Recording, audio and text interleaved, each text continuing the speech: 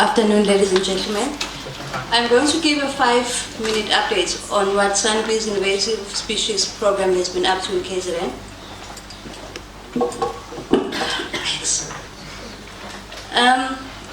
Ryan mentioned what SANBI's invasive species program is mandated to do, but I'm just going to stress again that we are mandated to facilitate the eradication of NEMBA category 1A species, as well as species on the surveillance list. That happens if investigations shows that this is possible and desirable. Now, having said this, for the past 4 and so years, we've been involved in the containment of these 2 species, mostly Parthenium and pom-pom weed. By containment, I mean we acknowledge that they are too widespread to be eradicated, but we believe something can still be done to try and control and possibly reduce their spread into areas where they currently do not occur. An example of what we do with these containment targets, we employ a number of teams across KZN. They go around clearing all the known populations. They also attend to populations that are recently reported. And they also go around looking for populations in areas where they had not occurred before to try and make sure that those areas are not infested. This is not always successful, like in the case of Parthenium. It's been spreading and spreading and spreading, and as Michael has just explained on that, on how they're going to tackle the Parthenium problem. So while also doing that, they are collecting a lot of data. Some of that data is spatial data, which informs management in the decisions that they make about those species.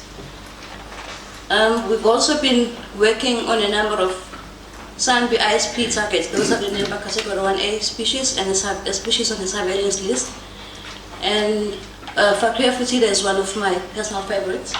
From 2012, we've been clearing the species. We employ teams, and it's very exciting. They're working along the roads and in high, very dangerous areas. With these SANBI ISP targets that we are hopefully aiming to eradicate, results, well, these are just observation results, have shown that fewer and fewer species are coming back, which means we could be going towards extirpating these species in some areas. This has been the case also with some of the aquatic weeds that we're working on. There is a project on Sagittaria species where fewer and fewer species are coming back each year that we're clearing, and it's very exciting. We also gather distribution data on the SANBI ISP targets, as well as the data that I've explained, where we count number of plants and compare each year if we are actually making a difference in the control of these plants. That list is a list of other SANBI ISP target species that we've worked on. Hypericum we've worked for a number of years, 2 or 3 years. The other species we've just started working on.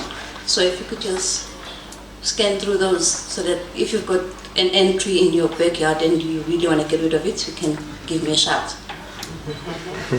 Going forward, we will be handing over Parthenium to Michael in September 2014.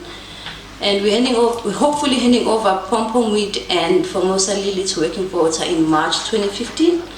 We're going to focus more on our eradication targets and the data collection, which would inform the strategic plans that we're supposed to produce for all the NEMBA category 1A species, as well as species on the surveillance list. We are contributing, and we're going to continue to contribute to the development of national strategies for all the containment species we've been working on.